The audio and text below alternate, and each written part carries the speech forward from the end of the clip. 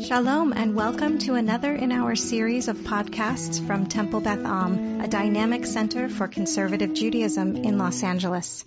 So let's look on page 1 of the material I sent you. I've got enough notices from people to say that it was received, so hopefully you'll find it. And this is just, I put this at the beginning because it sort of sets the tone for what is, I think, a correct assessment of this notion of chosenness. Okay? So I want somebody read it, but read it quickly, because I don't want to linger on these texts. All right? Who would like to read, please? I put it in bold, so it's easy. I'll read. God chose you, the Jewish people. Deuteronomy boldly exclaims, because A, God loves you, and B, God will keep the oath that God made to your ancestors. In these verses, any notion of inherent character, beauty, or merit leading to the Lord's desire and choice of Israel is explicitly rejected. The point of all this is to eliminate, or at least dramatically mitigate, the possibility of complacency or self-congratulation on Israel's part. You are who you are, and you have what you have. The Torah tells the people time and again, not because of anything you did, but because of God's grace and love. Gratitude, not arrogance, is the appropriate religious response. Right, very good. Yeah, gratitude, and I would say also the notion of expressing the gratitude by imitating God. We talked about this before, that this concept of imitatio Dei, imitation of God. In other words, us attempting to, in our own way, to take the qualities that we see as being present, according to the tradition, present within the divine, and make them our own. Hence, compassion, justice, integrity, etc., etc. Okay, so I would just add that as a footnote. But the point is right. And then we're going to now see some texts that actually express this. But we're going to focus on the chosenness itself and how it's been understood, right? And then we're going to touch on the eternity, the eternal covenant, okay? And also some very interesting ways in which that concept is expressed, which is actually quite surprising. And I want to deal with one and have a little fun with it, so to speak. Not fun, but I think there's an interesting way of understanding it. I'll get to that later. All right. So as I mentioned to the few who were here at the beginning, we are looking at the texts in reverse chronological order. We're starting with rabbinic texts, then moving to prophetic texts, then moving to the Torah itself. Even though elements of what we're going to be reading, parts of the Torah, were actually written after some of those prophets lived, or compiled after some of those prophets lived. But I want us to just stick to the structure, the traditional structure, rabbinic stuff, prophetic stuff, and then Torah. Okay, and we end with one of the very beginning of the relationship, where a very powerful statement is made that resonates throughout all the rest, and you will see that. All right, so now let's look at Mishnah Avot, Pirkei Avot, Ethics of the Fathers, chapter 3, Mishnah 14. All right, let me read it to you because there's a structure here I just want you to see. Rabbi Akiva used to say, beloved is man, is the human, for he was created in the image of God. All right, Genesis chapter 1. Especially beloved is he, especially beloved, for it was made known to him that he had been created in the image of God, as is said, for in the image of God he made man, Genesis 9:6. So there's an explicit statement. I mean, there are a number of times that in there that is mentioned, but this is the explicit statement. So it's an extra blessing, and that's the way this is structured. Not only did it happen, but the fact that God let us know that it happened, that it was an intentional act on his part. All right, so that we should feel it's a sort of a foundation to the notion that we began with. It was a decision by God. It doesn't say why God made the human image.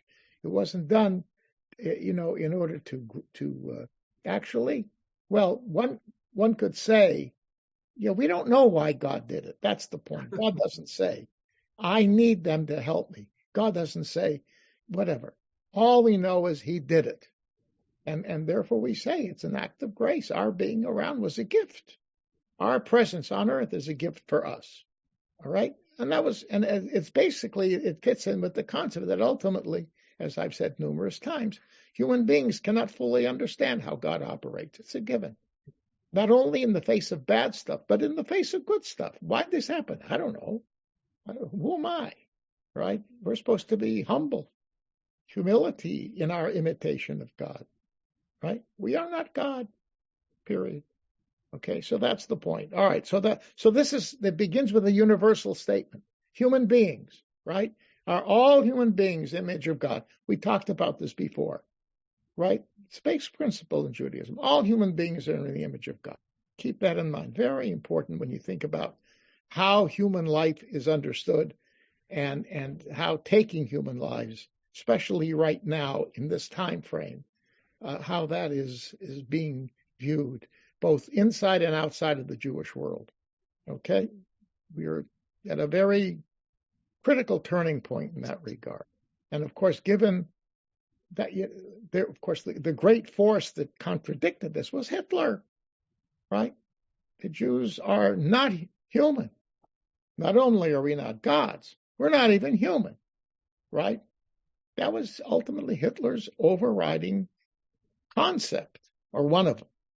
And if you see that popping up again today, gives you a sense of how certain people are being oriented or disoriented in how they're viewing the world. Okay. All right, quickly, Tybal.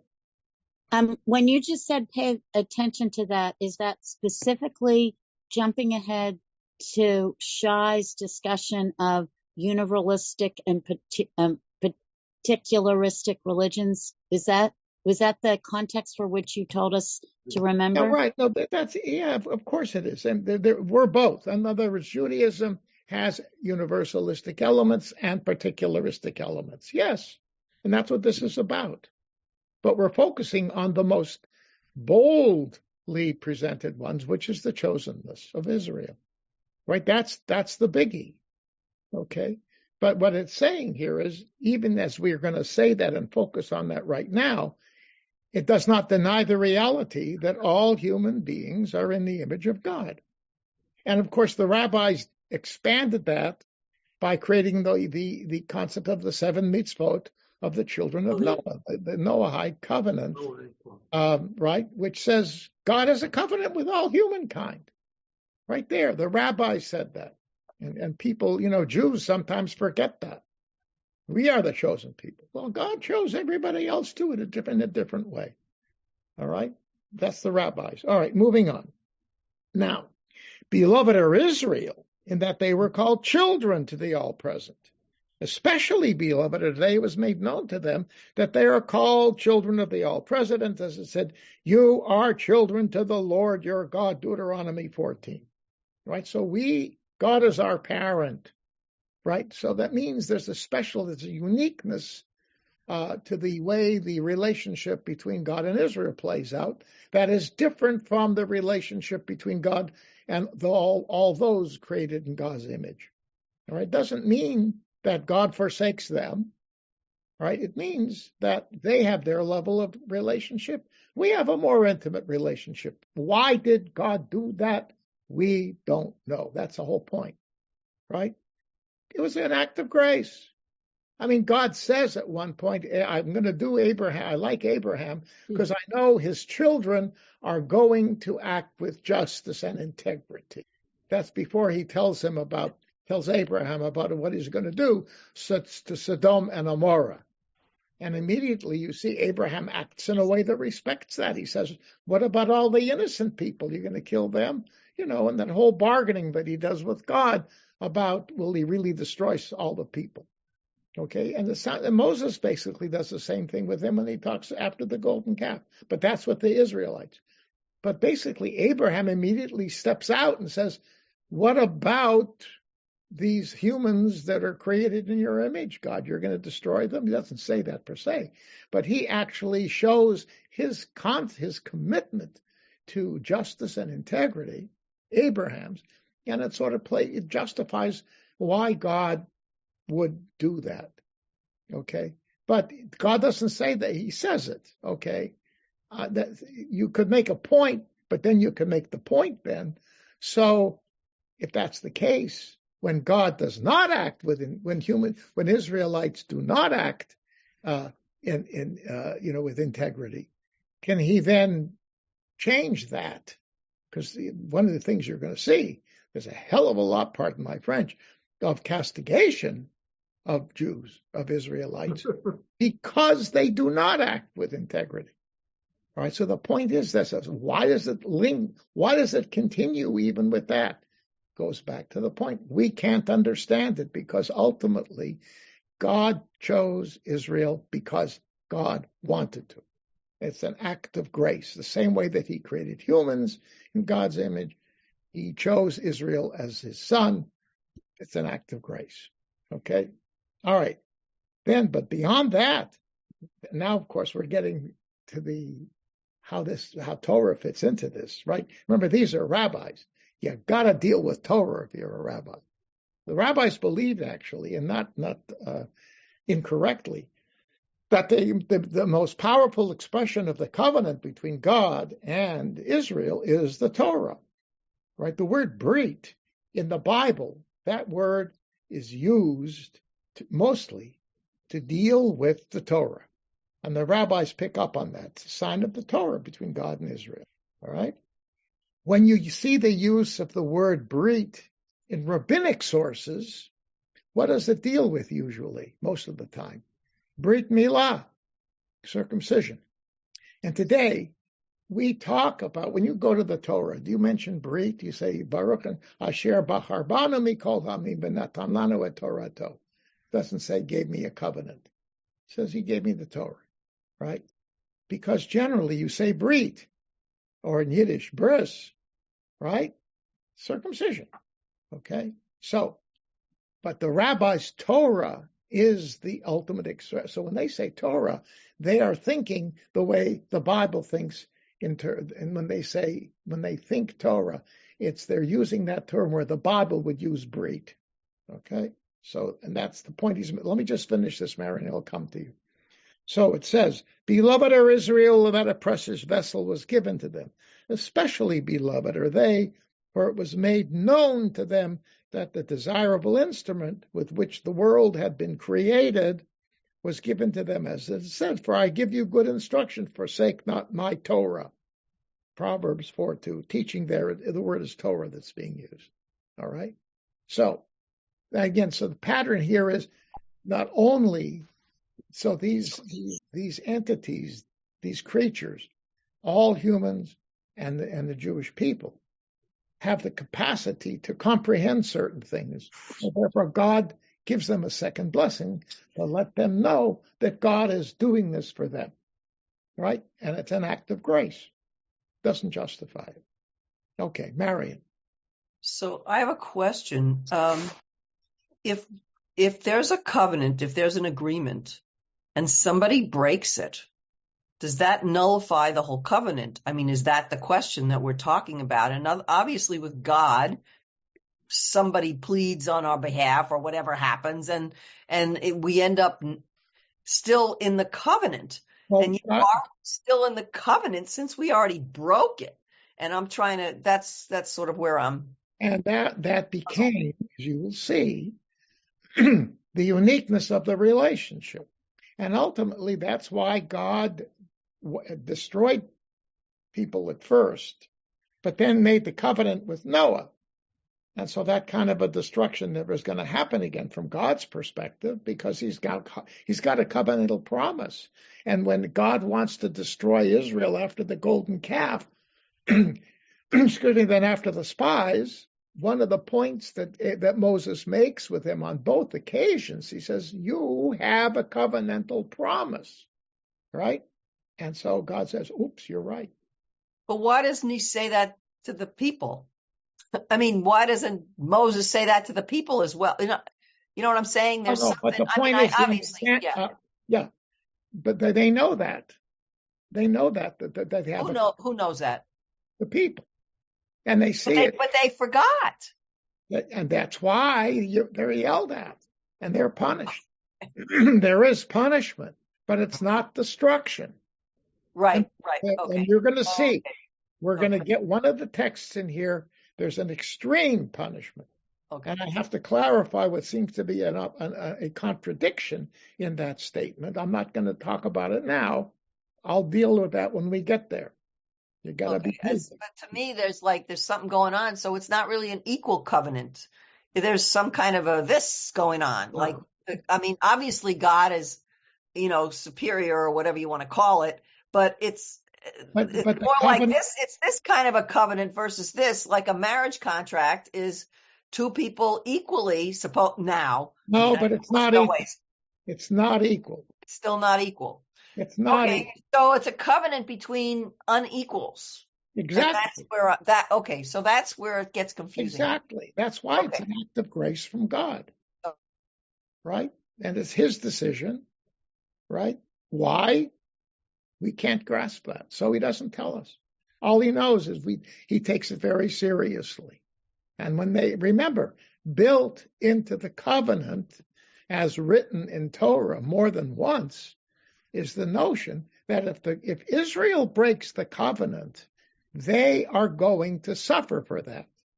And the punishment then will sort of air out the situation. And it may be that God's thinking was, I'll punish them, and that'll cleanse them, and they'll be good boys and girls again. So forgive me for asking this. Does God ever break the covenant? Once he did. Okay. Yes. And Moses helped put it back together at the golden calf. Oh.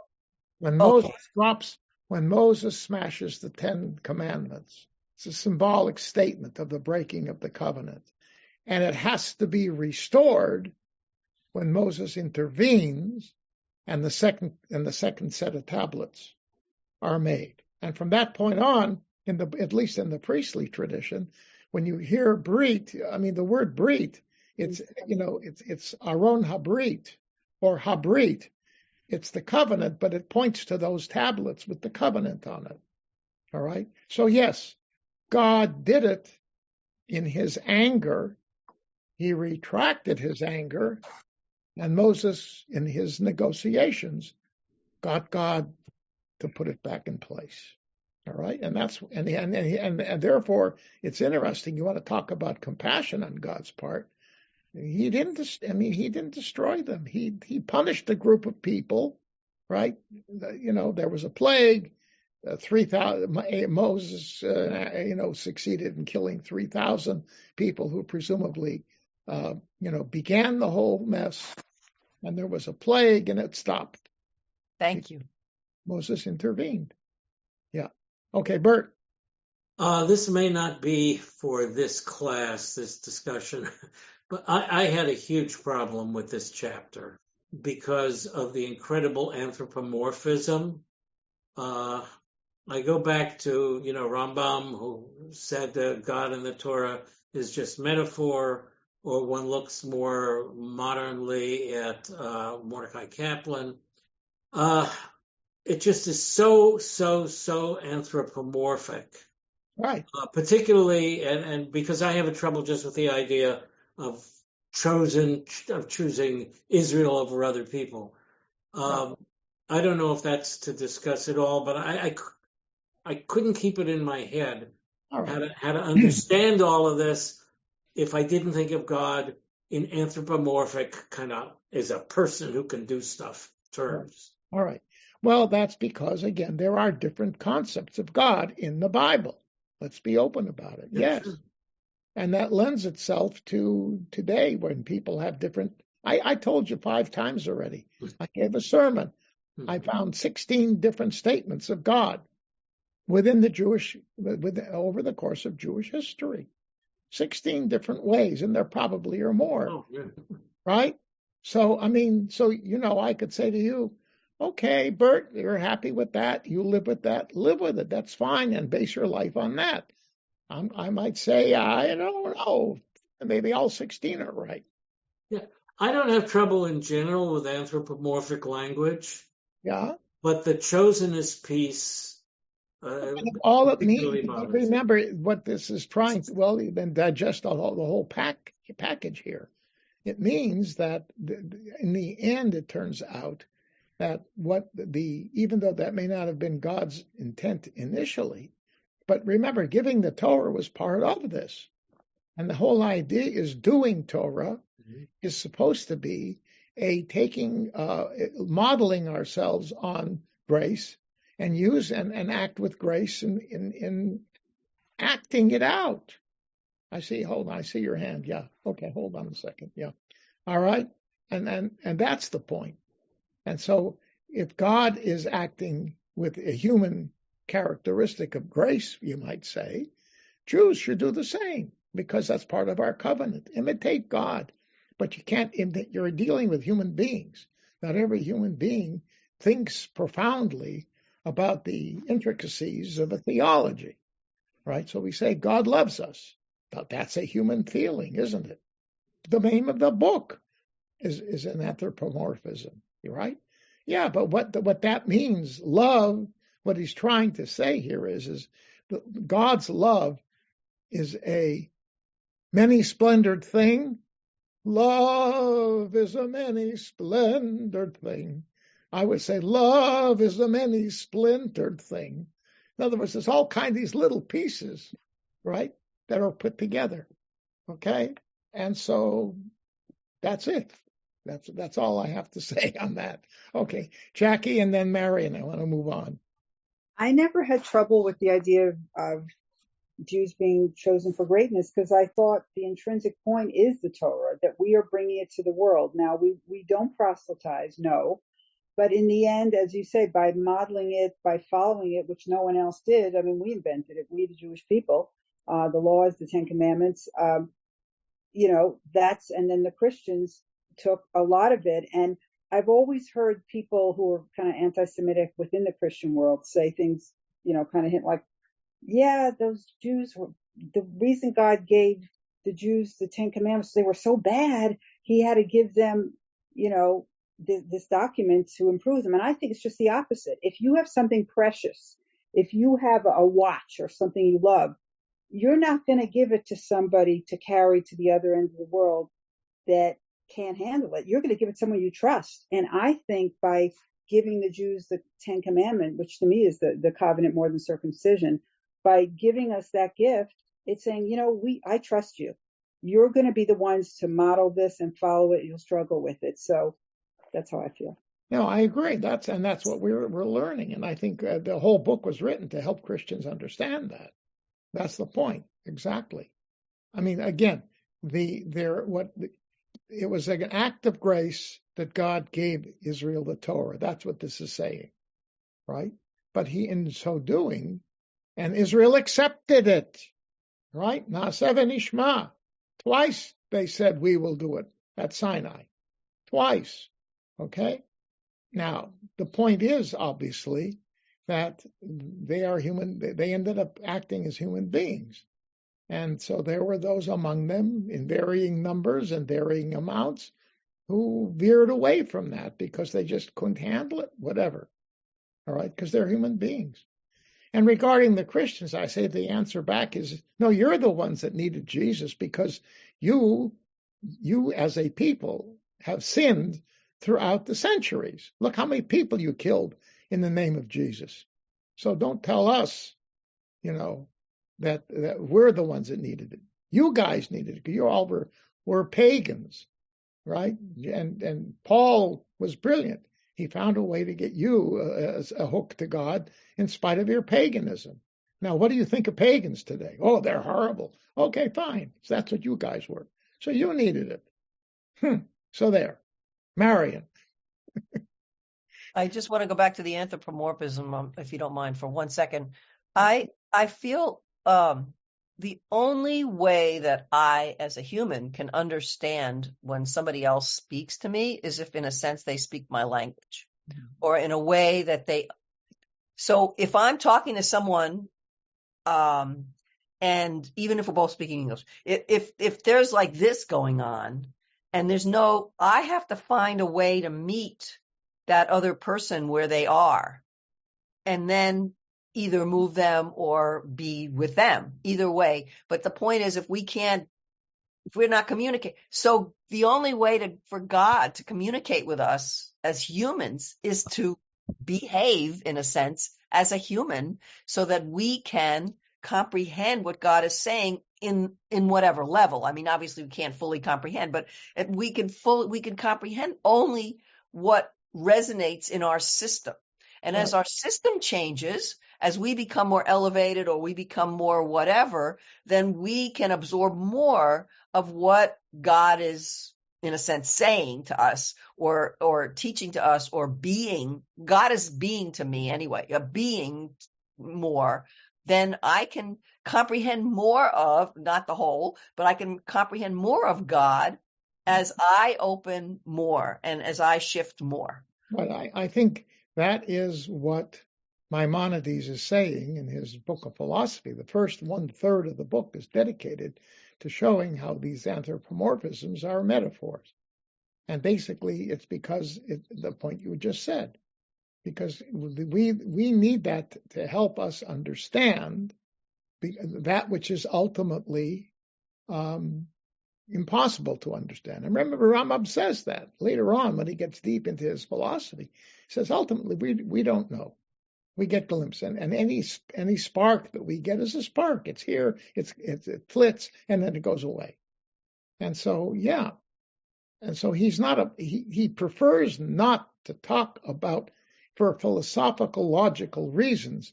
He personally does not like to ascribe attributes to God. Okay, he believes you can't do it.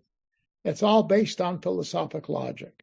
Okay, and that's why he does not like, he bristles at something like midrash, certain forms of midrash and mysticism, which are loaded with anthropomorphism and talking about divine attributes, especially. I don't know how much you knew about the emerging Kabbalah, but when you talk about the Sefirot, they are almost the personifications of divine attributes. And that made him bristle. Okay? It was pushing too far. So therefore he reacted back and saying, that's not good. Okay? But I think he understood that people need these tools. It's the same thing. I see your hand, Denise. Hold on. He mentions in this section here, Held, the Anim Zmirot, the Shir HaKavod that we say at the end of services on Shabbat and holidays. It's associated with a great mystic, Judah the Hasid, who lived around 1200. We don't know if he actually wrote it, but it's in his name. And what it basically says, we use metaphors because we really can't understand what you are about. And since we understand if we understand that they're metaphors that try to help us understand you, God, because we don't have the capacity to really grasp. And he says, okay, he differs with Rambam.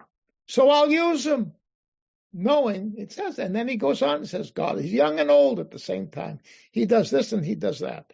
Okay, and he goes through a whole litany of divine attributes. He's saying it's all metaphors. I'm going to use it as much as I need to help me grasp the totality of what I believe God is. So I think Judah the Hasid, Marion, would agree with you 100%. Denise. So this idea of chosenness, I don't know, it kind of makes me bristle a little bit because, so there's, in one sense, I feel like the other day, on Erev Tisha B'Av, there were these videos going around of thousands and thousands of people in the plaza at the Kotel singing and peaceful songs about just faith and loving God and all this stuff.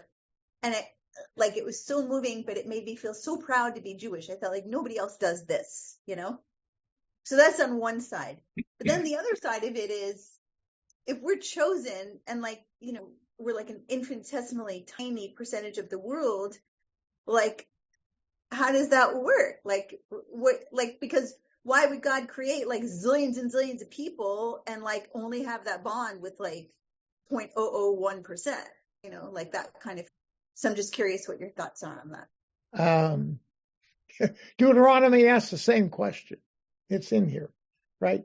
I didn't choose you because you're the greatest, largest of people. In fact, you're the smallest, right? And I had it. I'll give it. See, it's a puzzlement, and it's a question I think a lot of Jews ask. Why aren't there more of us? The world thinks there are. By the way, just to make you feel better. Not that why aren't there more of us, but why would, I guess the idea that God only chose doesn't maybe.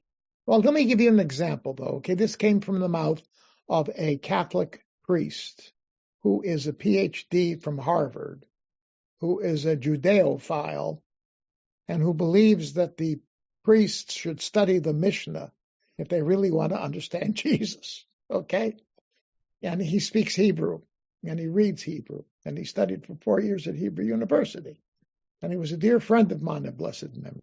And I remember one day we were standing alone, we were somewhere together, and he says, you know, the Jewish people are to the world what monks are to the Catholics. Okay, monks follow very rigid rules, or at least they're supposed to, right? They, in a sense, separate themselves so they can do their thing. People often go to monasteries on retreats where the monks teach them and model their piety. And that is supposed to charge the Catholic faith batteries of the Catholic so that when he leaves the monastery, he feels more committed to God. All right. And he was a monk, a Benedictine monk. And it struck me. I've used that, I've referred to that a lot because it's basically what you're talking about. And it's the same notion. I mean, let's just talk for a moment. The Kohanim within the Jewish people, right? They are supposed to live a life at a higher level of control and purity. That's why, technically a Kohen can't marry a divorcee or a convert, right?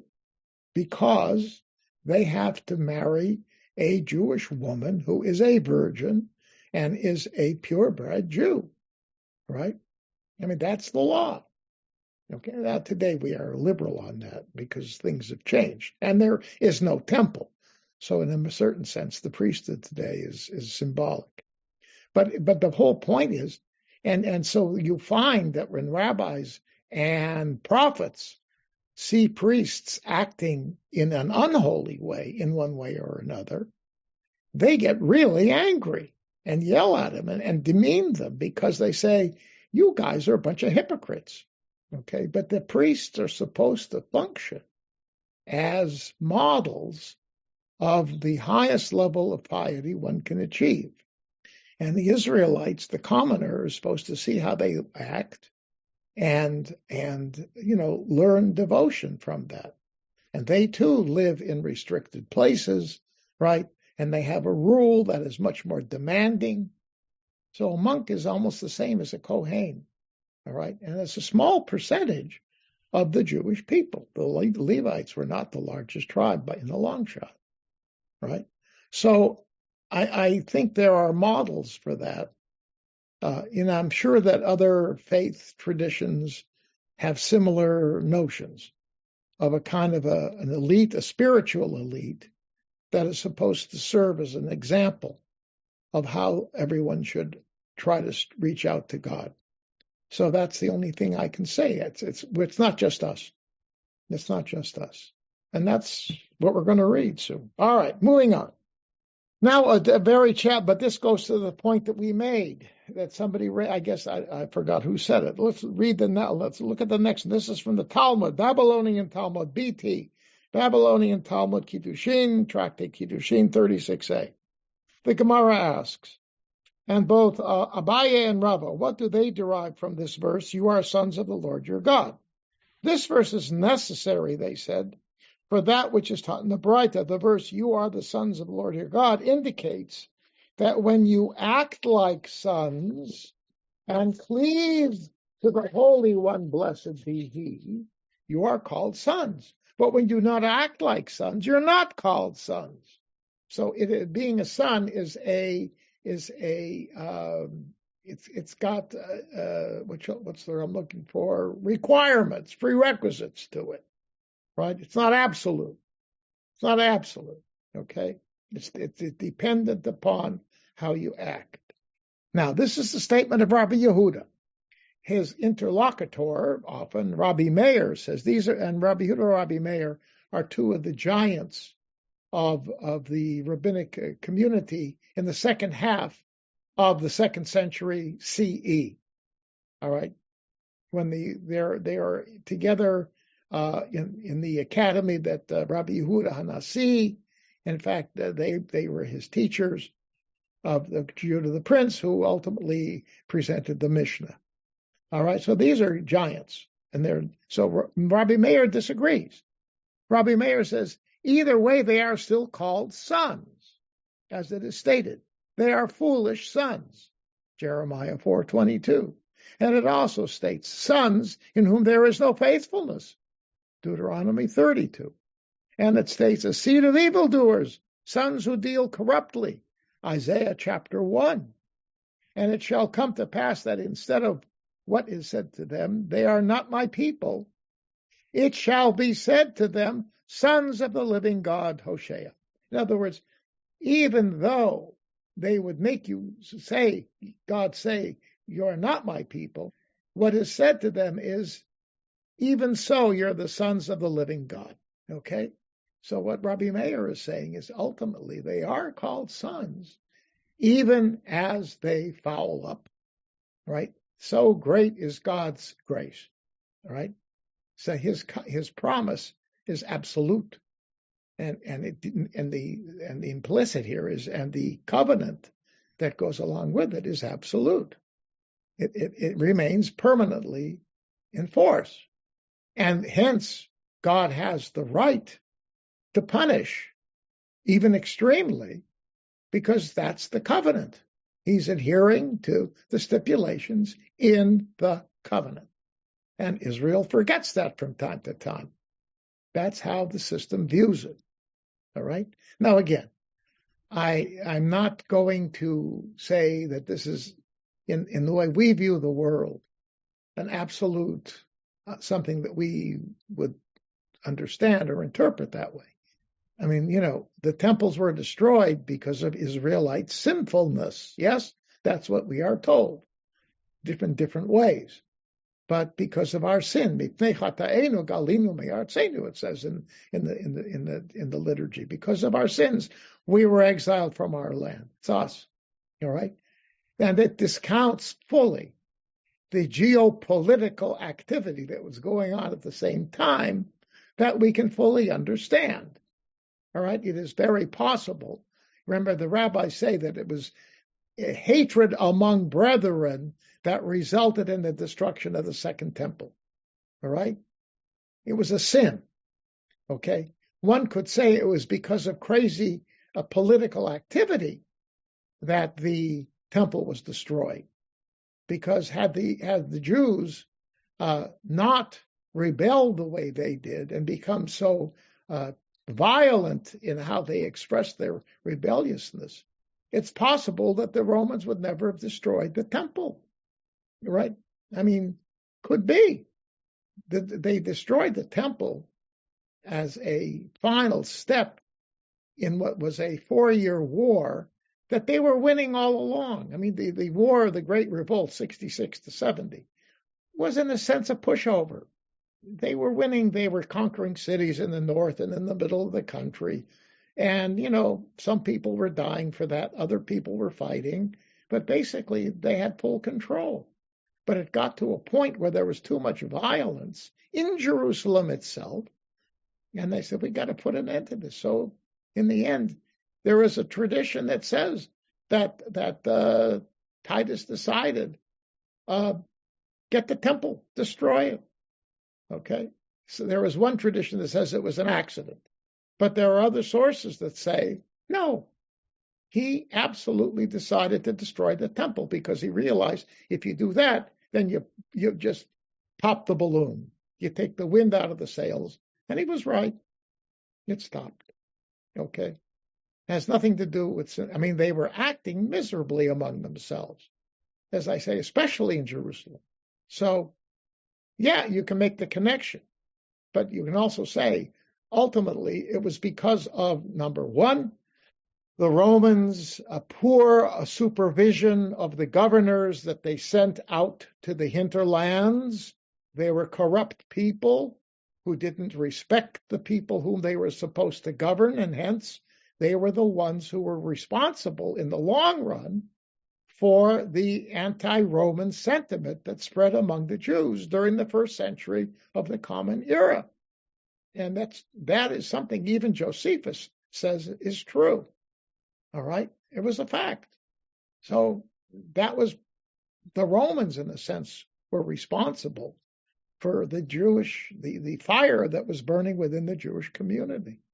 But then the Jewish response became more and more violent because the Romans pushed back and were being very nasty and doing things that upset the Jews, totally insensitive to their religious needs and feelings and whatever. And there were Jews who were less violent, and these violent ones began to kill Jews. You ever hear of the Sicarii? Do you know what that is? These are Jews who walked around with a sika, with a knife in their belt, and they would get Jews right in the crowds in the city and run away. Right? They were assassins who would kill Jews whom they felt were in the opposition. Okay? Jew killing Jew. And it was more than that. All right, anyhow. But on the other hand, it's not a theological explanation, right? And if you're a religion, you see what was God doing in all this?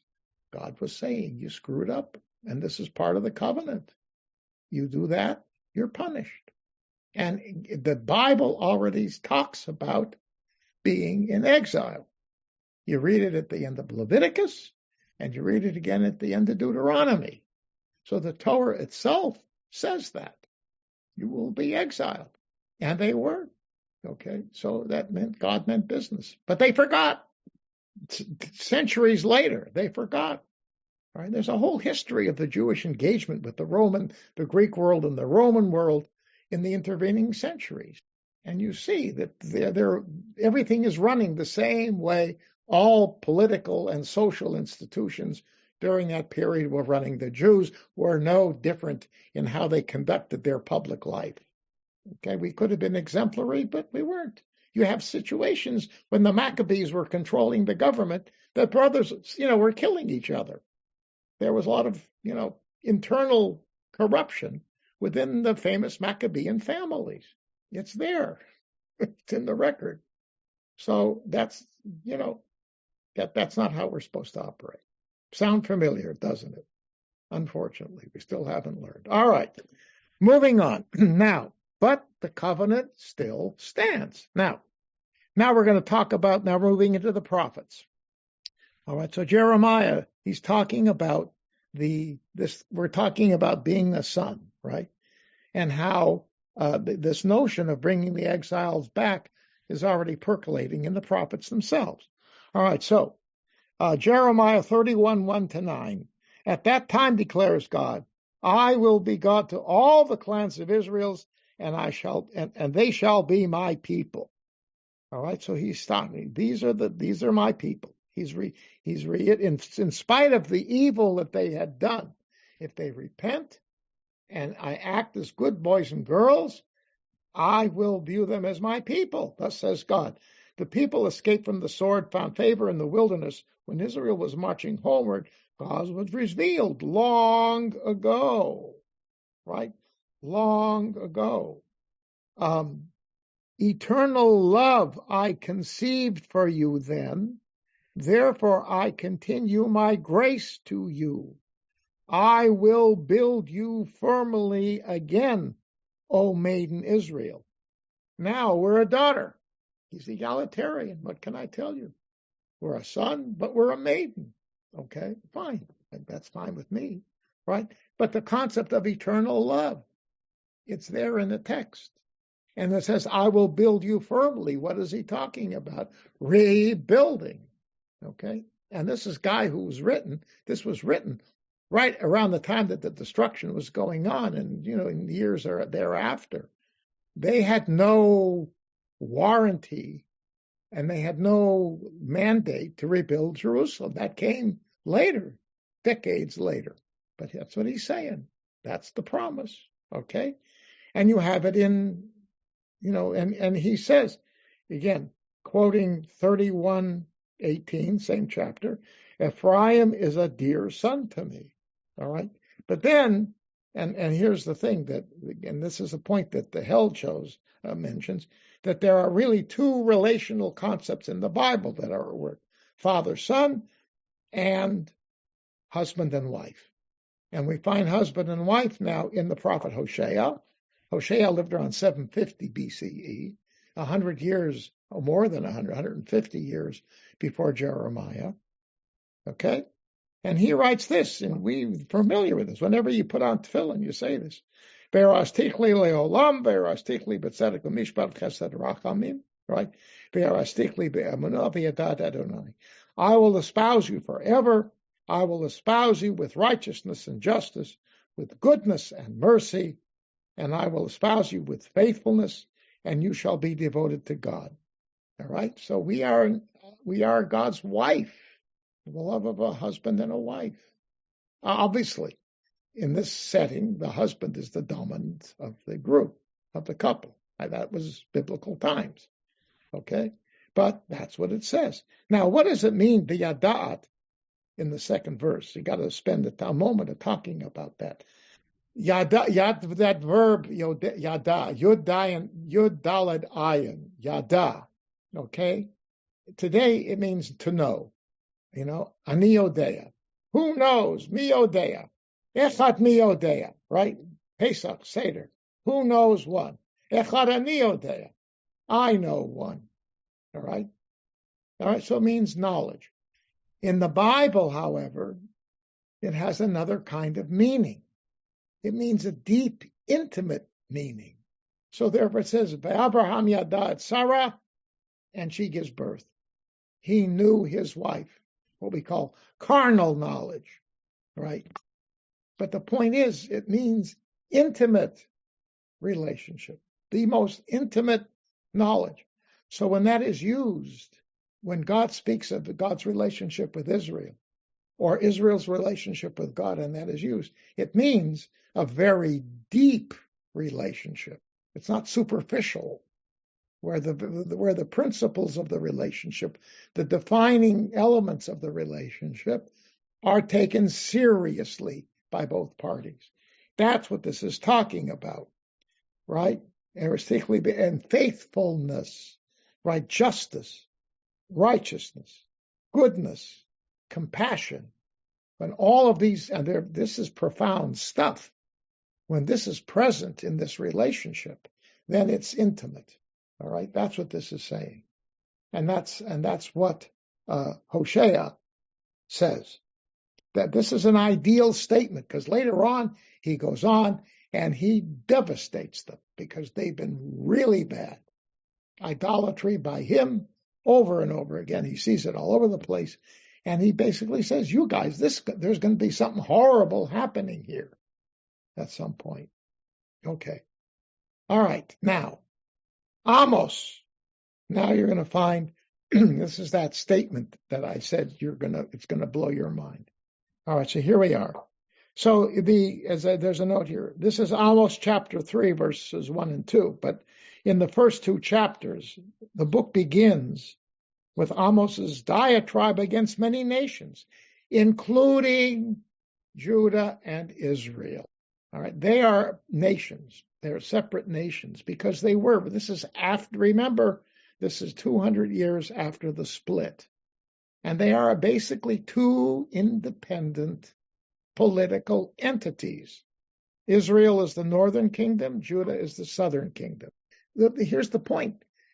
To whom is he talking? About whom is he talking? All the other nations that surround Israel and Judah. God's going to punish them for their sins. So whose God? Whose God is God? God is the God of everybody, right? Why would he care about the evil that these other people have? Because he doesn't want humankind to be evil. All right? This is a universal concept of God popping up again in this prophet who's mainly focused on the sinfulness of the northern kingdom. And he includes Judah and Israel in the list. The last two, because you're getting closer and closer, right? But the Philistines and this one, the Ammonites, you can read it, you'll see. And he lists, he's very precise in terms of the kind of things that they do wrong.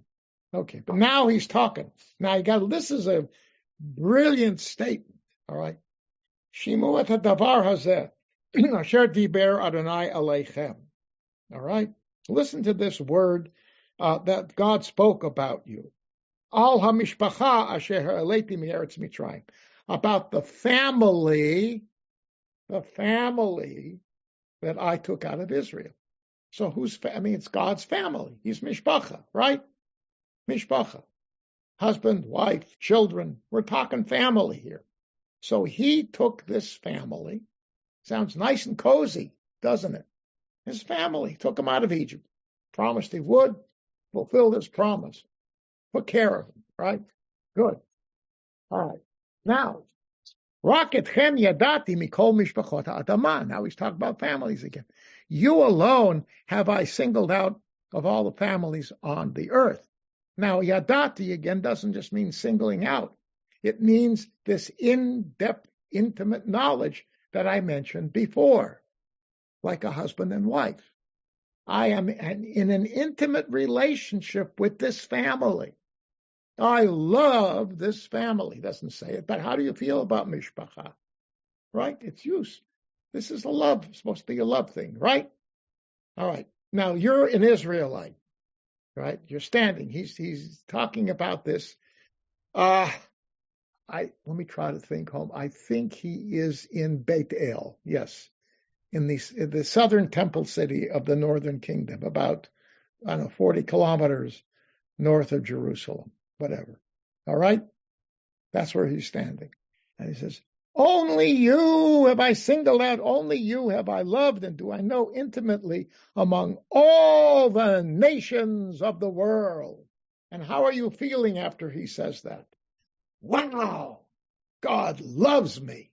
God loves us. Oh, this is fantastic. Then he pauses. Al kain efkod aleichem et kol avonotechem. That's why I will call you to account for all your iniquities. Get the rhetorical punch here? It's brilliant. You feel it, right? Makes him feel so good, then he smashes them. That's what it's all about. You want to be mishpacha with God? Got to follow the discipline. Otherwise, you're going to get it. Okay? That's chapter 3. The book ends later, and we're going to go toward the end of the book, chapter 9. So if you will please now, where is it? There it is. 9 verses 7 and 8. Now this is really, really extreme. You ready? Halo kivnei chushim atem li b'nei Yisrael ne'um Adonai. To me, O Israelites, you are just like the Cushites, declares God. No different. The Cushites are another people, not sure who they are. Could be Ethiopians, some other national entity. He says, you're no different to me than any other nation. Now, he mentioned before the people he took out of Egypt, right? Now look, see what he's going to do with it. All right? True. I brought Israel up from the land of Egypt, but I also brought the Philistines from Kaftor and the Arameans from Kir.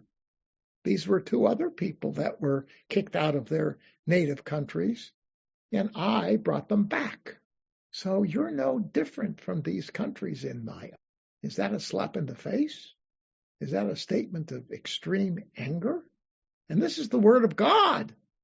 He's saying, this is what God told me to say to you. Okay? So he says, and he moves on. Behold, my sovereign God is keeping an eye on the sinful kingdom.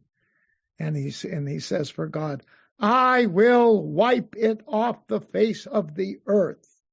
V'hishmarati ota mi'al pnei ha'adama. I will wipe this kingdom off the face of the earth. Where's the covenantal promise? It's at the end. What does he say? Lo hishmid ashmid at Beit Yaakov. Efes ki lo hashmid. I will not wholly wipe out the house of Jacob, declares God. Is he contradicting himself? On the one hand, he says, I will wipe out the sinful kingdom, meaning Israel, but I will not wipe out the house of Jacob. How are we to understand that? Notice the difference in names. It's the sinful kingdom. And what is the house of Jacob? Is that a kingdom? What does it sound like? Denise? So could that mean that the north is going to get wiped out, but Judea? It's not Judea. That's what happened. Like the southern part stayed. Well, you're close. You're close. The house of Jacob, that's Mishpocha. The house of Jacob, right? That's family. In other words, my commitment to never destroying my family will never be violated. But I can cause a kingdom to be wiped out. All right. Now, he was saying this in 750. All right. And he turns out to be absolutely correct, because in 722, that's what happened to the northern kingdom.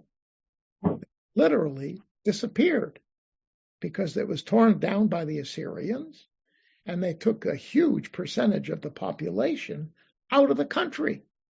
That's how they dealt with the people they conquered. They would disperse the people throughout the Assyrian Empire into unknown places so they could never come together and rebel and kick out the Assyrian kingdom. That was their policy. So he saw the power of the, I'm going to play modern thinker now, modern perspective politically, okay? This is a guy who understood the full power of the emergent Assyrian Empire. And he saw what they were doing. And he said, this is going to happen to you. So I will wipe out the kingdom, but I will never wipe out the house of Jacob. That's the mishpacha he was talking about. That's his promise. In other words, not only will the Israelites suffer punishment, right, as part of the covenantal agreement, but in the end, God will never break the bond between them and the family. Okay, Denise, and then Tybal. So, but then that still feels confusing because we don't know what happened to those, that they're like the lost ones. So what does that mean, that he kept the bond? Like, no, because there were people from the north who went down to the south. What you said before was correct. Judah is part of the house of Jacob. And there were people who escaped. Remember, the kingdom of Judah was faced with a major challenge after 722, after the Assyrian destruction of the north, because a substantial number of people from the southern part crossed over the border into Judah. And you find, for example, in the book of Deuteronomy, which is a product of the southern kingdom, a lot of stuff that comes from the north, terms, concepts that are woven into those traditions. And the whole point, Josiah, for example, tried made a big point of really trying to unify that southern kingdom and to really integrate. And it may have been even his father tried to do that, to integrate the northerners into the southerners. So my point was, I don't know that Amos actually understood what that meant, but he had to say it will not be an absolute destruction. And it turns out the way it played out was correct. But then what happened? What does Jeremiah tell us happened? The guys in the south blew it, Josiah notwithstanding. And I want to remind you, and Held talks about this, Josiah's father was the great Manasseh, who ruled the southern kingdom for 55 years and totally reversed what Hezekiah had done earlier, which was try to get rid of idolatry. This was a guy who promoted idolatry, right? He was like Ahab and Jezebel were in the 9th century. He was promoting idolatry. This is the guy who apparently was doing children's sacrifices in the valley of Hinnom outside of Jerusalem. That's why one of the terms for hell that pops up in Hebrew, Gehenna, Gehinnom, that's the place. You're going to go to hell. What it means is you're going to die, because that's where Manasseh, Yoshiyahu's father, was sacrificing children to a pagan god. Okay, but it meant that there was a looseness. The attempt in the earlier by King Hezekiah, right, who ruled from about 720 to 680, right, he was trying to get rid of idolatry. He was the first of the kings. There are only 2 kings in the history of Israel, from the founding with Saul all the way down to the end in 586. Only 2 kings actively sought to completely weed out idolatry from the country: Hezekiah and Josiah in Jerusalem. Okay? All right. So that's why the whole thing fell apart. I mean, that was the huge punishment at the end. But the point is, that's getting back to what we're saying here is that indeed Amos was prescient by seeing that there would be a remnant comprised of people from the north and south that would continue to operate. And he didn't see beyond that. The later prophets came in, Jeremiah, and I mean, it turns out that Isaiah had already talked about that, and he was, Hezekiah talked, Isaiah, right, I'm talking Isaiah the prophet. He comes later, right? Isaiah is about 40 years after Amos, okay? So he now starts the rampage against idolatry, among other things. And it continues all the way down to the end. All right? Okay. So I got Tybal and I got Denise. So when you were saying the distinction between wiping out the sinful nation yet preserving the house of Jacob, yes, I think I didn't look it up, but to me I just wanted to ask your take on this. Sorry, echoed centuries later in history. And I think it's when France emancipated the Sephardim, but not the Ashkenazim yet, and said, to Jews as a nation, nothing, but to Jews as individual, full rights.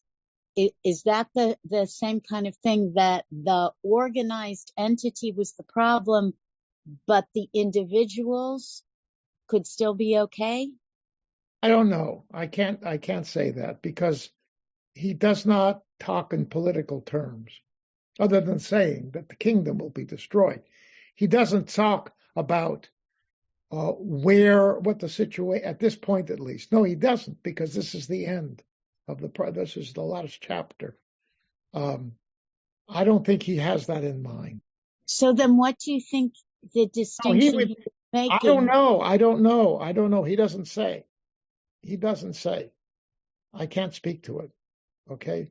Clearly, Isaiah, living afterwards, Isaiah starts talking more about a revived Judah, right? He's the one that talks about a messianic image concept of how Judah should operate with the Davidic king, right? So, but I don't know where Amos, we don't know because he didn't deal with that. Amos's main concern was not idolatry. His main concern was injustice and and immorality and unethical behavior. That was his concern, and he's powerful on that. I mean, his notion of justice as a foundation for a society is unbelievable. So I cannot speak to what he had in mind. We don't know. I can't answer that. Denise. So after the destruction of the Second Temple, is there any history of idolatry, or is it like over after that? No, well, actually, it is suggested very strongly that after the destruction of the first temple, the people who came back were really pretty much inoculated against idolatry. And there's clearly, I mean, there's some hints, we can assume from what we read in the books of Ezra and Nehemiah, we know that Israel, that they're I'll use the word Jews now, because these are people who live in Yahud, in Yehuda, and they were people called Yahudim, right? They were Jews. So the Jews that were there, at a certain point, we talked about this a number of weeks ago, some of the priestly families had children who were intermarrying with the people who had remained behind and who were not inoculated against idolatry. And so Nehemiah says, get rid of those women, he says to the priests and to everybody else. Otherwise, we're going to go back into exile, because ultimately it will corrupt our faith. Okay? But as you move along, there is very little evidence at all of any overt, either private or public idolatry in Yahud, which was a tiny, tiny little state. It wasn't the entire, where the Jews lived at that point was a very small area. Okay? It became important for the Persians because it was a wonderful place for a military setup. Okay, so, when Ezra and Nehemiah come, the city walls were reinforced, and Ezra is told by the king, you will make your Torah Persian law for your people. So the king himself was behind the Torah. And that really reinforced the power of the religious authority there. There was a temple functioning, and there was a priesthood, right? And, now the truth is later on it became corrupted, not because of idolatry, but because of political machinations and corruption. And that led to everything we talked about before. Okay? All right, so that's that. Now we're going to jump into Torah. Okay? Now we're reading Deuteronomy chapter 7, verses 6 through 9. For you are a people consecrated to your God Adonai. In other words, you are a people consecrated. Am kadosh l'Adonai. Of all the peoples on the earth, God Adonai chose you to be God's treasured people. It is not because you are the most numerous of peoples that Adonai grew attached to you and chose you. Indeed, you are the smallest of people.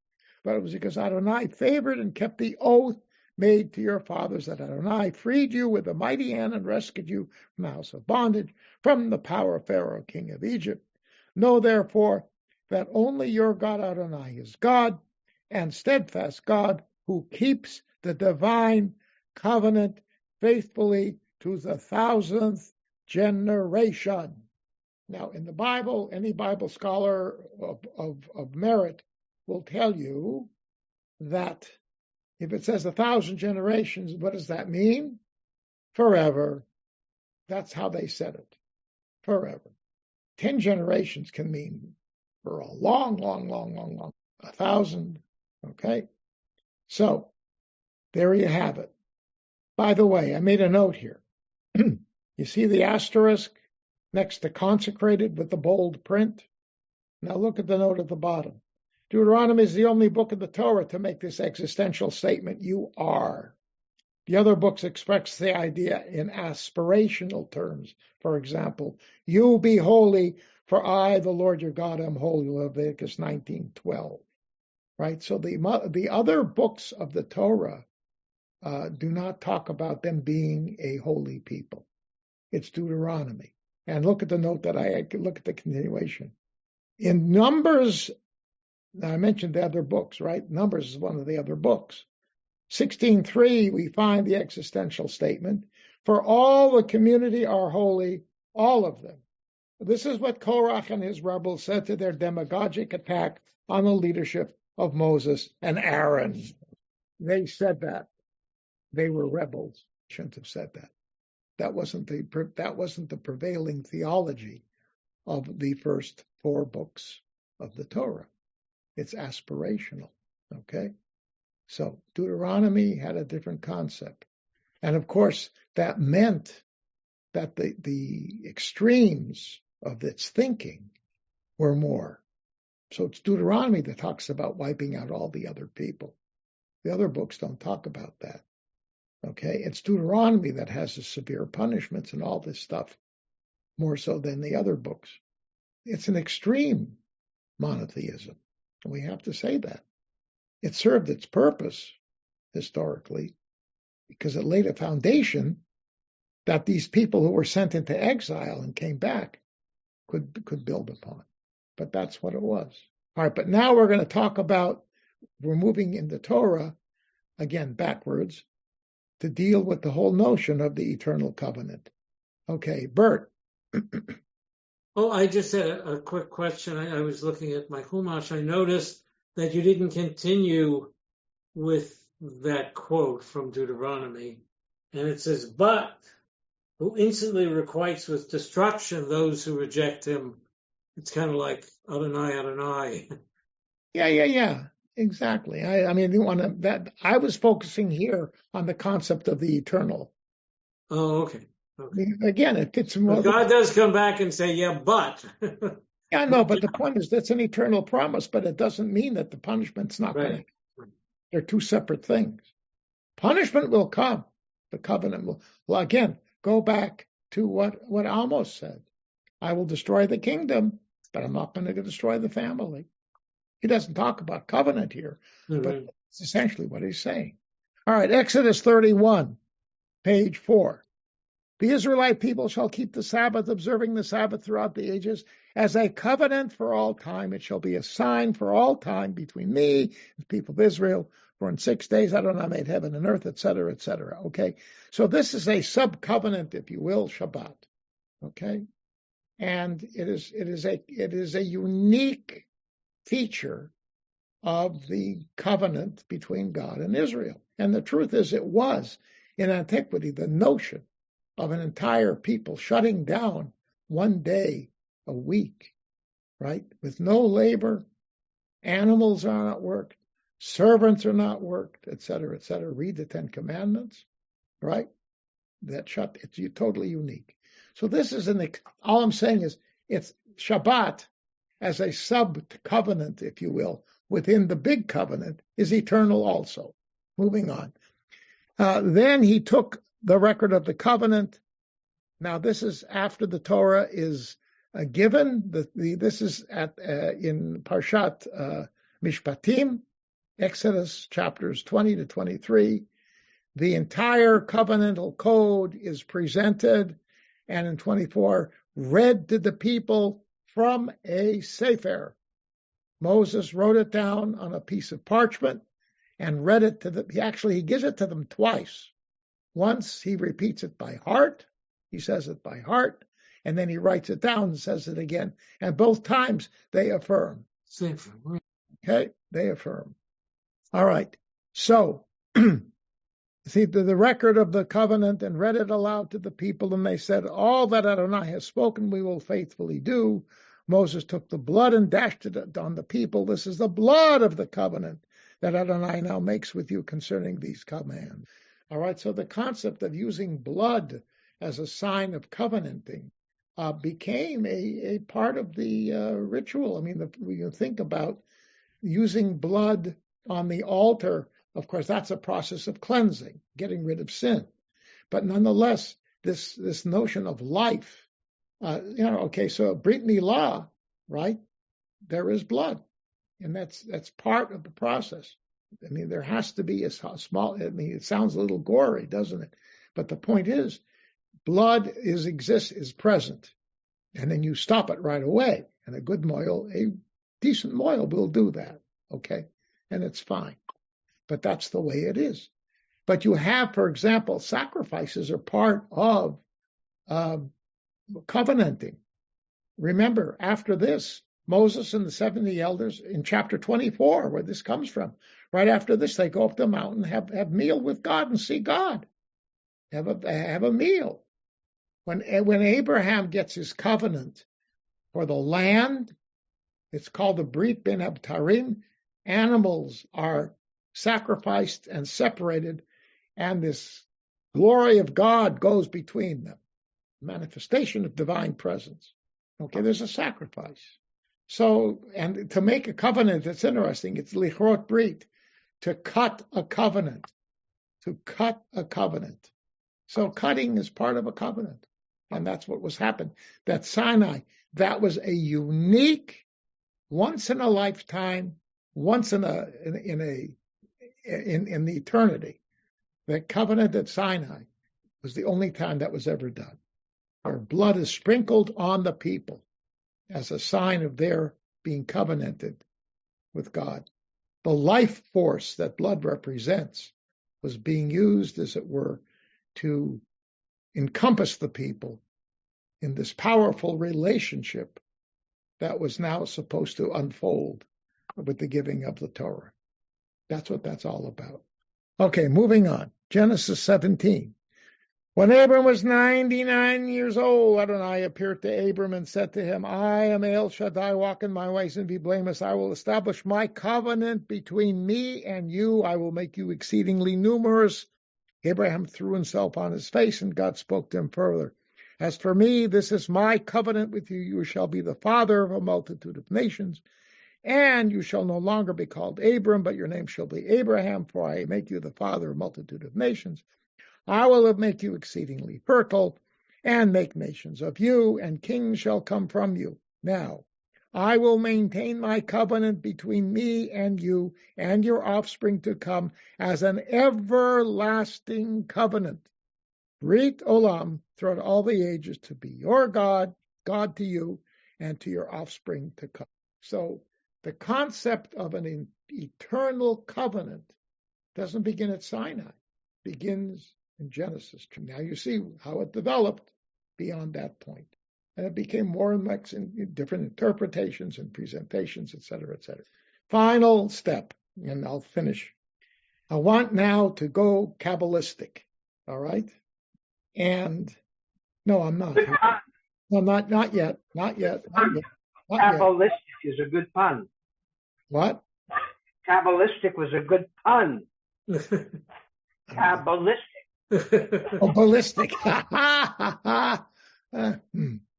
Okay, fine. Thank you. You know what, Bobby? I do the same thing. So I understand completely. Yes, indeed. And I get the same reaction. That's fine. You get used to it. All right. No, I was happy. It was your pun. It was your pun. I know. Thank you. I know. Yes, thank you very much. You enlightened me. Okay, very good. All right.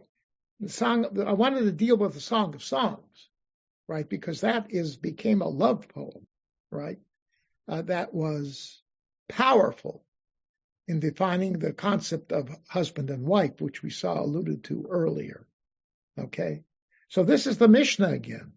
Mishnah Yadayim means the defilement of the hands, and what that means, okay? Because hands, remember, are a primary element of human activity, and they get into all kinds of trouble.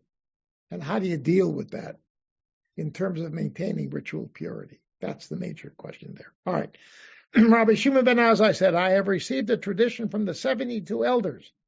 On the day they appointed Rabbi Elazar ben Azariah head of the academy, that the Song of Songs and Kohelet defile the hands.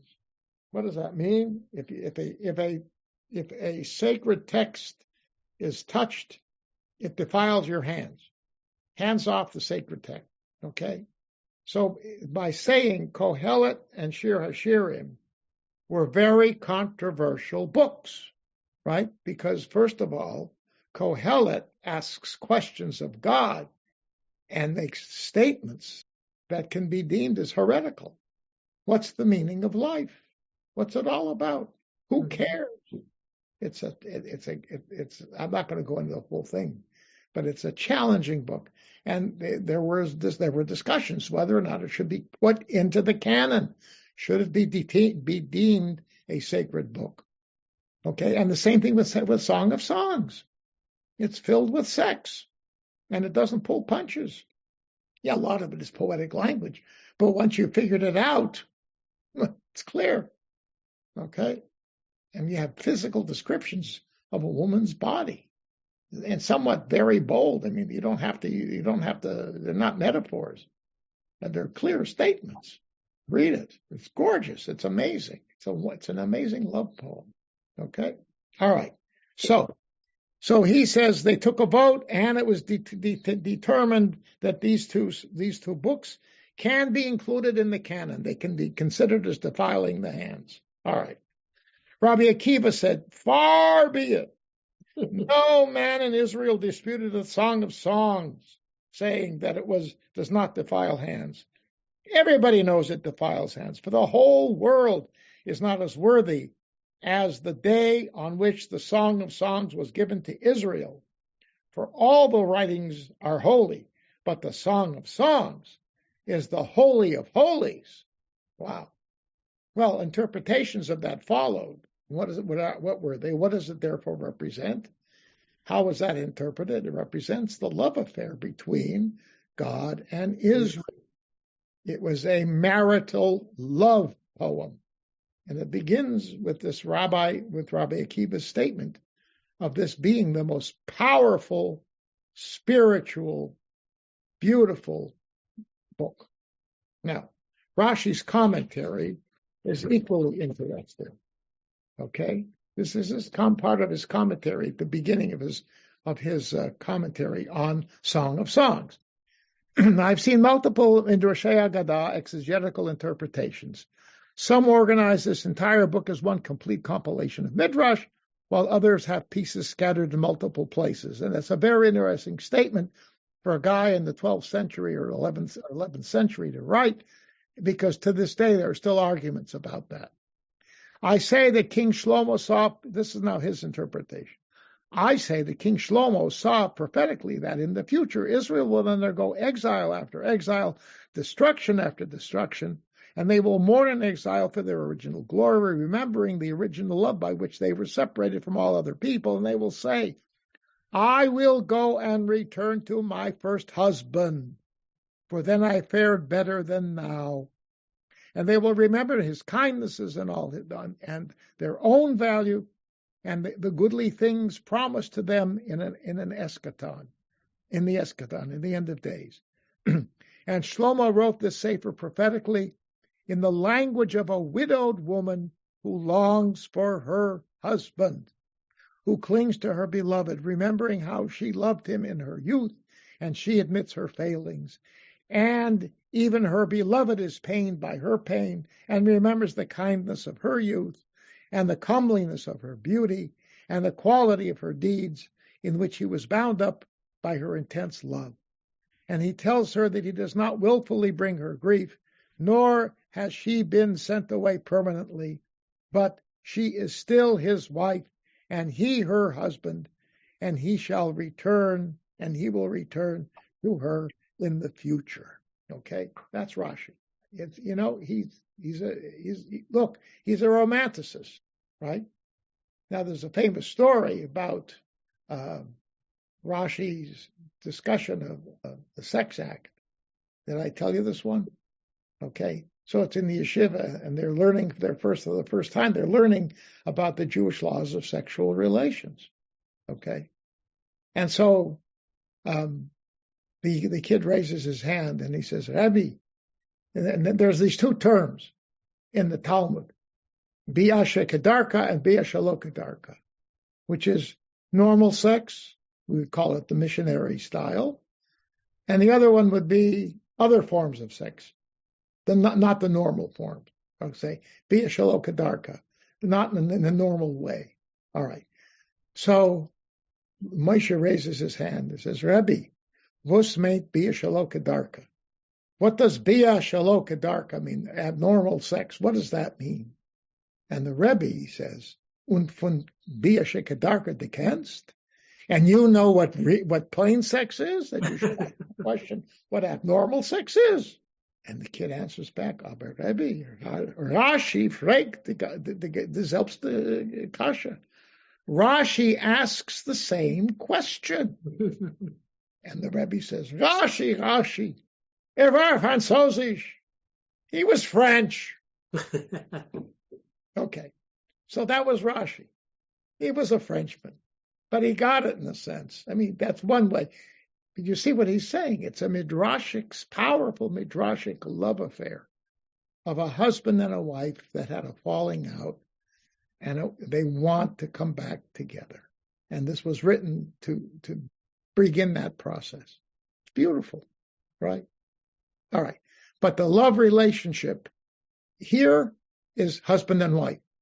So it's continued. Now, state now reading the Song of Songs at Pesach, because the Song of Songs is read. There was a tradition that the Song of Songs is read on Pesach. It is, right? It became a fixed tradition. You'll see what this is talking about. You read the 5 Megillot, remember, on 5 different days, right? So Purim, you read Esther, right? On Tisha B'Av, you read Eicha, right? Lamentations, which we did yesterday. And then on Pesach, you read Shir HaShirim. On Shavuot, you read Ruth, because of Ruth. great-grandson David. Ruth, of course, right, because of the harvest. And on Simchat Torah, you read Kohelet, Ecclesiastes. Okay, so the 5 Megillot, it developed over time. So here's an interesting statement by Sheila Tuller Kiter in the Jewish Review of Books, April 2nd, 2023. The earliest written halachic source linking the Song of Songs to Passover comes from Masechet Sofrim, an 8th century extra Talmudic tractate, which discusses reading Song of Songs on the last 2 nights of Passover. So it still wasn't fixed as being read. The earliest reference I know to a current Ashkenazi custom of reciting Song of Songs on Chol HaMoed, the Shabbat Chol HaMoed, the Sabbath of the intermediate days of Pesach, is Sefer Minhagim, the book of customs of Rabbi Meir of Rothenburg in the 13th century. This is echoed in Moses Isserles' authoritative Ashkenazi gloss on the Shulchan Aruch. The notion of reading it on the Sabbath of the intermediate days of Pesach doesn't appear until the end of the 13th century. So it's these things, you can see how long it took for these customs that we assume are normal, right? It took a long time for them to put in. Now, Kabbalistic text. All right. So if you open up a Mizrahi Siddur, Mizrahi meaning the ones that are used by the Jews of the Mediterranean, okay? I mean, some people call it Sephardic, but it really isn't. That's Spanish. And it's not identically Spanish. It's based on that, but it's its own tradition. So they read song in their Siddur, and I have it. Song, in fact, this is in the Lev Shalem. They put it in our conservative movement Sabbath and Festival prayer book as a reading before Kabbalat Shabbat, before you begin the services for the standard service on Friday night. All right? Okay, so listen to this language. L'shem yichud kutchabrichu shchinte, b'dechilu rechimu dechilu. Liyachta im yod kof bevav kaf. Yehuda Shlim. What language is that? It's Aramaic. It's the language of the Zohar. I mean, Zohar is written in an Aramaic that is a pseudo-Aramaic. It's the Aramaic written by a person in the 13th century, based upon the Aramaic of the Talmud, but it creates there's a lot of neologisms in it, new words that pop up, modified words, where the author, because he's trying to express things that are beyond language, and so these words pop up. Anyway, what does this mean? All right. Well, then it goes on to say, B'Shem Kol Yisrael, Hine Anachnu Ba'im L'Shorer B'Kol Na'im Shir Hashirim T'Taken Et Shorasho B'Makom Elyon L'Asot Nachat Ruach B'Yotzreinu L'Asot Ritzon Boreinu. Now, let's learn from top of page 6.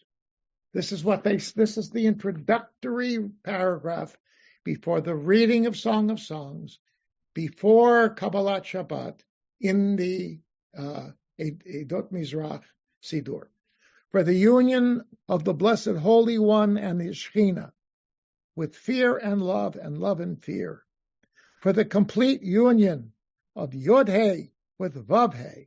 In the name of all Israel, we come to sing a pleasant voice, the Song of Songs, to fix its roots in a high place, to create tranquility for our Maker, and to fulfill the will of our Creator.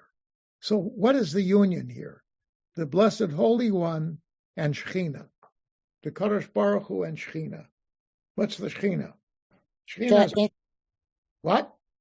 I was about to say the indwelling presence of God, the indwelling presence of God that rabbis believe was inside the temple. But it was female, wasn't it? What? It was female in sense. Yes, but Shekhinah is the female term. Mm-hmm. Right. So in the Zoharic tradition, the Shekhinah was actually the lowest of the 10 Sefirot that comprised the lower emanation of God's presence. And Shekhinah is one of the most active, is that Shekhinah and Tiferet, who is called Kadosh Baruch Hu in Zoharic terms, among other things. They are the most active male-female connection in the entire structure. Okay? They are male and female. Right? So, why are we saying the Song of Songs according to this? What we are doing is for the sake of the union of the Blessed One and Shekhinah, because of Shekhinah and the Blessed One, because on Shabbat that relationship exists in a nearly perfect state on Shabbat.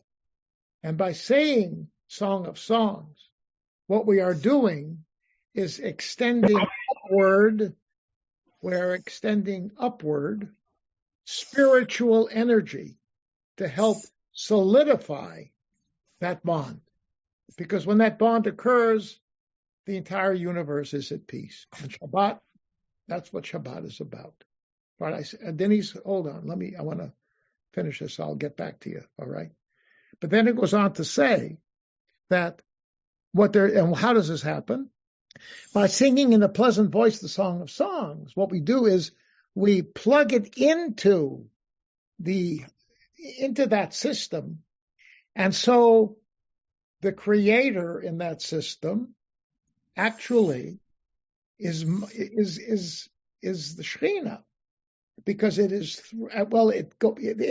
the creation process goes from Tiferet through Yesod into Shekhinah, and it's through Shekhinah that the world was created. Interestingly, Shekhinah also has another name, Knesset Yisrael, the community of Israel. She is our twin. We who are part of the Jewish people, she is our twin within the divine structure. So this process, in a sense, by extension. So we are saying Song of Songs. We're pumping that energy up, right? That energy is flowing through the Creator through to the upper level of the creating process, which is the middle Sephirah, the Holy One, blessed be He, or Tiferet, glory. All right. That whole process is creating what? A union. And tranquility is the key word here. Because as you're now going to see, that's part of the process that happens on Friday night, this union. And by the way, that's the reason why, that's how the Kabbalistic understanding of the rabbinic understanding that Shabbat is the day when husband and wives should have sex, because there's nothing on their minds. They're not worried about business. They're not worried about work. They're supposed to enter a state of absolute tranquility and harmony so that the sex act can be appreciated. Okay? And the Kabbalah, of course, assumes what?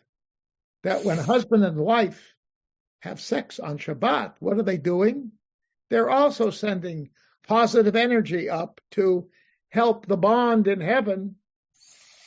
Okay? So that's what this is saying. Okay? It's all part of a system here. We'll conclude with the Zohar.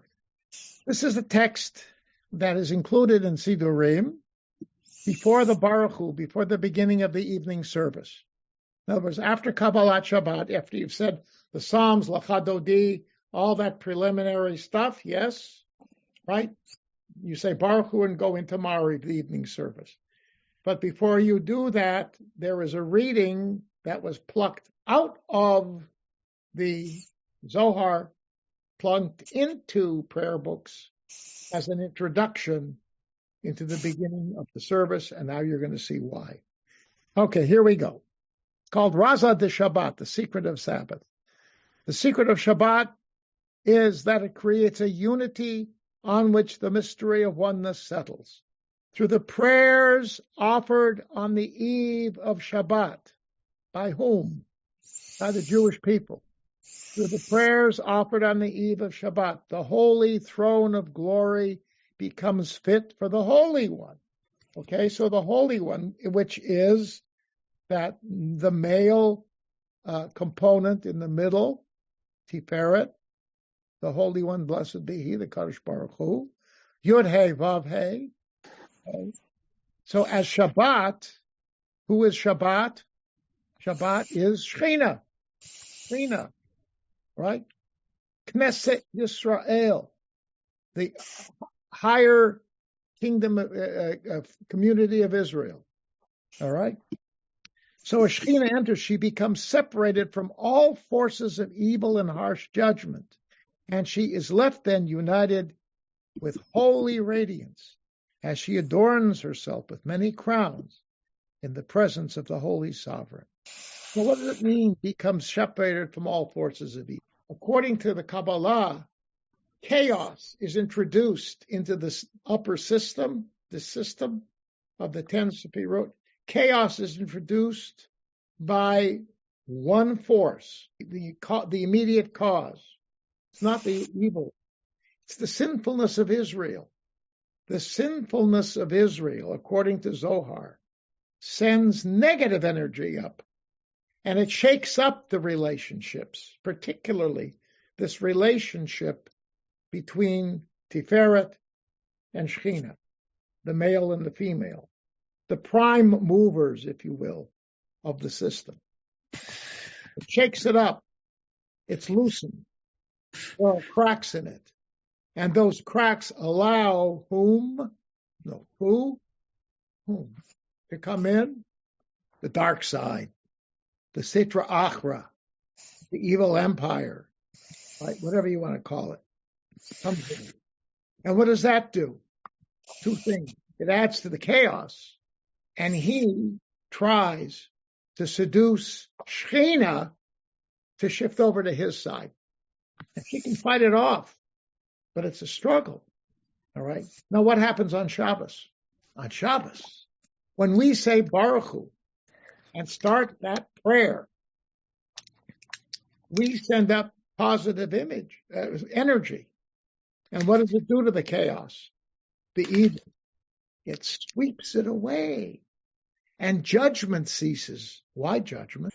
Judgment is on the female side of that structure of 10 sfirot. Judgment is the harsh part of that structure, and it runs up and down that side, but there is one segment, one specific entity called Gvura, which is also called Din, judgment, okay? That's active all the time. But what happens is, on Shabbat, it's shut down. It doesn't pulsate. There's no judgment, no accusation. You see where it's getting here? Everything is peaceful. It is in order. It is quiet. It is filled with compassion and love. And who has a process? Who's part of that process? We are, right? Because we have said the prayers. So as Shabbat enters, she becomes separated from all forces of evil and harsh judgment. She is left and united in holy radiance, adorns herself with crowns in the presence of the Holy Sovereign.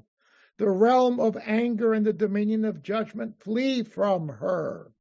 She's female. She's part of that system. Judgment upon us flows through her. It comes through her to us. But now it's gone. And nothing else rules the entire world. Her face shines with the light from on high, and she's clothed with the holy people below, all of whom are adorned with fresh souls, so that they may begin to bless her and pray with joy-filled, beaming faces. So who is a part of this process of the peaceful unification, the removal of chaos and judgment? We are. We're part of the problem because our sinfulness during the other 6 days has caused that, but we're also part of the solution. That's why Kabbalah became so popular, because it put us as actors in the process. We had responsibility, the covenant, the love relationship, right? This is why the covenant exists. It not only exists to provide tranquility and peace for us down here, but even more importantly to the Kabbalists up there, right? Because unless everything up there is in order, it's not going to be that way down here. So we, as humans, as the covenanted chosen people, our obligation is to keep everything, to participate in keeping everything in order. So this takes the concept of chosenness and makes it critical for the existence of the universe. They say, wow, that's really, that should, blow my ego up tremendously, right? No, because as you see within the system, it's a very, very challenging process. Because what happens after the Shabbat is over? This is the problem. It all starts up all over again. And that will be solved according to Zohar. When will the final peg in this system be hammered in? When who comes? Mashiach. Right? Mashiach. When the Messianic era begins, Shabbat will become a permanent state of affairs. And that's the ultimate goal. So, now we have seen the entire scope of what chosenness is supposed to be about. And, you got to admit that this is I'm not a Kabbalist, right? I'm far from it. But it's a fascinating expression of a human quest of a higher value, which is something, we should all strive for, if you will. We can, whatever there's plenty of values, positive, wonderful values that exist in our tradition that we should strive for. And because we all believe if we can achieve all the positive values that we find within our system, then we can make a change in the universe. All right, that's part of what we believe. This is one powerful expression of it. Rambam would yell and scream at this. He would have a different perspective. And all those other 14 theologies that I alluded to earlier would have their own. That's fine. That's fine.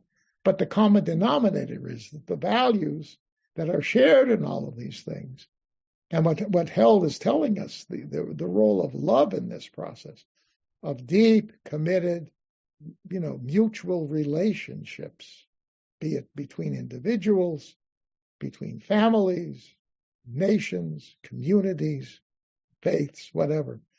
That's the key. You have been listening to another in our series of podcasts from Temple Beth Am, a dynamic center for conservative Judaism in Los Angeles. If you enjoy these podcasts, we invite you to write a review on the Apple Podcast site or wherever you get your podcasts. For more information about Temple Beth Am Los Angeles, go to tbala.org.